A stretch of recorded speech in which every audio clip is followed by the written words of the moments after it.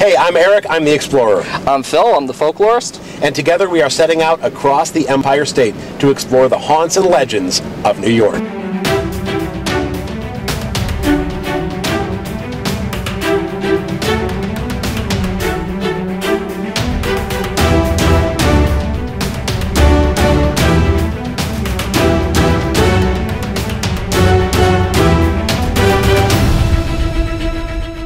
Situated on the banks of the original Erie Canal, known then as Clinton's Ditch and the site of important pre-Revolutionary War Fort Bull, Erie Canal Village has been a haven for history seekers around New York. Take a peek inside the village's living history buildings and learn the history you've never known about how they ended up there. For the iconic buildings at Erie Canal Village are truly a collective story all of central New York can share.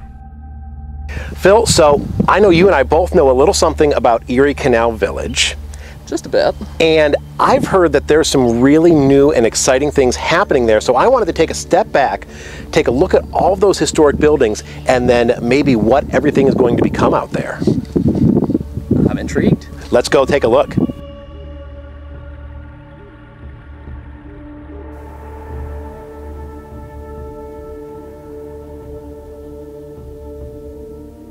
So here inside what was Bennett's Tavern, one of the living history buildings at Erie Canal Village, and there are so many of them that represent what life was like on the Erie Canal in the 1800s. What are some of the amazing stories that you've uncovered in your time here at Erie Canal Village? Oh, there's so many of them. This building here was originally in McConnelsville. It was built as the home for Allison Bennett, and Allison Bennett was a Rome area lawyer and politician.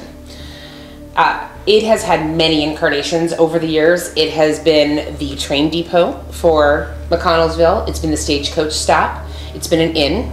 It's been a ladies' gathering place. In fact, the room we're standing in right now is where the ladies would have met and had their salons. It's also been a community gathering place. Up on the third floor, they had dances in this building back when it was in its original incarnation. It served food. It had a tavern bar. So many different things, including post station.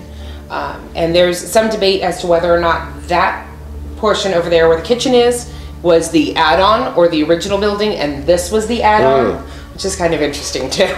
So, I can't wait to delve into those books. So you raised something that I had no idea of, that some of the buildings here on the Erie Canal Village site actually came from elsewhere around central New York? Almost all of them. Really? We have several buildings that are here that were built at the time that Erie Canal Village was built, or within a few years of that. For example, the Horse Barn, that's one of those buildings. The Baird Transportation Museum that we have here on the property, that was brought here piece by Department of Water and Power and constructed here on site with things that they found at different Department of Water and Power sites and then assembled and put together along with the interesting things that are inside there. We also have the Erie Canal Museum itself is a reproduction building. The gazebo that is unfortunately that one's condemned and coming down. I believe that's a bandstand. Yes, you are right. It's a bandstand. Thank you. I just corrected him on that just a minute ago too. Bandstands were built up off the ground. Gazebos were built flat on the ground. And our new bandstand is going to be a much larger bandstand in a slightly new position. We also have, let's see what else is new construction.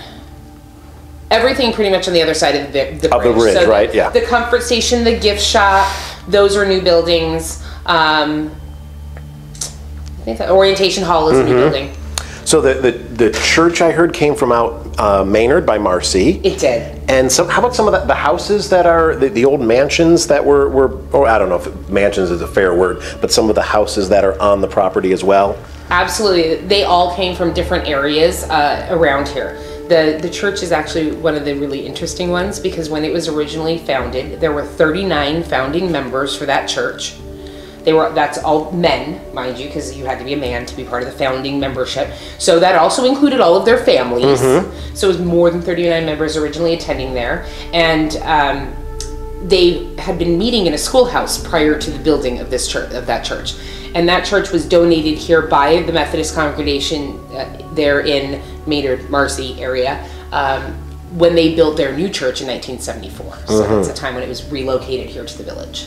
So yes, some other buildings, because this really is meant to be a reproduction of what kind of typical upstate New York village would have been. So depots, train depot, a school, a general store. What stories do you know about those places? Well, okay, train depot, very quickly, is actually not period to the Erie Canal. The great thing for what we're going to be doing is we're going to be expanding the history of what's being taught here. So that allows us to breach into 1911 when that train depot was built. So it's the most modern of the historic buildings that were moved here on this site. And it was also originally in McConnellsville. It was part of the Ogdenville line. So it would have gone through Rome as well.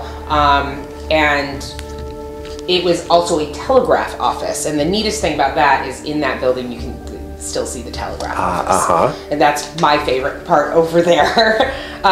Wood Creek School.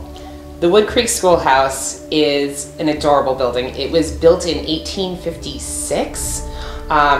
And it cost $269 at the time that it was built. The really neat thing about that was that the school children had to provide wood as part of their tuition for heating to attend the school. Wow. Absolutely. So they had to supply a portion of the wood that was going to be used that year at the schoolhouse. It also was in use until 1956.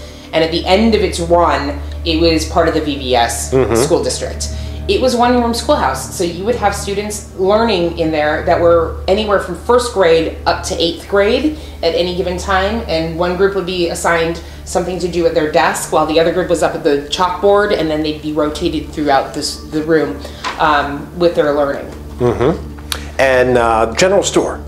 The general store. The general stores had many, many different incarnations. At one point it was a cannery office. At another point, it was a women's dress shop. That was actually, we think, the oldest incarnation that has been documented, as far as I know, is as a women's dress shop. It was a general store. It was offices, and that building doesn't have a lot of damage to it, so that's really good. It's mostly the stairs need to be better, and lead paint issues that need to be addressed and recovered from, and we have future plans on that one to turn it back into a general store again, but with reproduction goods in there, so that when a customer is visiting us here at the park, they see something they really like, they're like, oh man, I really wish I had one of those at home.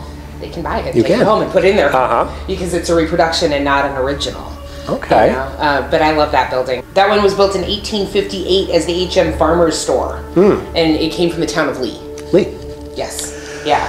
So and that one was brought here in 1976. So that was one of the earliest buildings brought here to this property. one of the things that I've heard about this site is that it said that there are as many as 6 possible very important national historic sites here. I kind of know about Fort Bull. What do you know about these places that are very important to America's history that are on these grounds? Oh, that's when you should have the Colonel do, because he's so much better at telling you all the details on that. Well, there's the Clinton's Ditch, which was the very first incarnation of the canal. Mm-hmm. It was also referred to as Clinton's Folly. It's the much narrower canal that is currently overgrown. We will be reclaiming some of that so you can better see down the canal and see how narrow it was. When that was outgrown, the ground was broken on the Erie Canal, and that's the waterway that you see up at the front of the property. The main one, the bridge goes over the bridge to come onto the property. So that's the first canal path that you cross, and the second canal path when you go past the Bear Transportation, or not Bear Transportation, once you go past the Hardin carriage house. Oh, that is Clinton's Ditch. Okay. Okay. The first shovelfuls were taken here on this property because they built the canal from the middle out rather than starting at one end and ending on the other. There's also a site of several wars, like 2 wars that we know of, both of which were massacres. It is also part of the original hand carry for the Oneida Indians and the other Indian tribes in the area, and also the early Americans. Before the canal existed, you would have to take your canoe or boat, whatever you were using, out of Wood Creek and hand carry it over to the Black River to continue your journey. So this is the spot where they probably would have taken that boat out of the water to start that walk. Which is what made it so important militarily why Fort Bull, Fort Stanwix, everything grew up here or was Yes. placed here. Yes.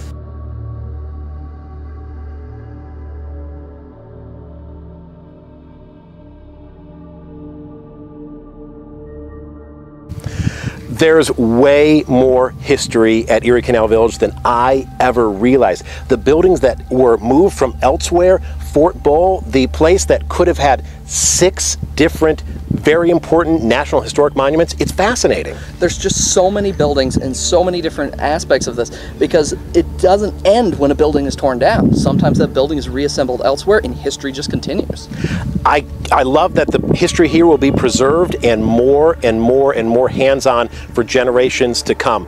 If you like this episode of the Haunts and Legends of New York, give this a thumbs up and subscribe. And let us know in the comments below where else we should go.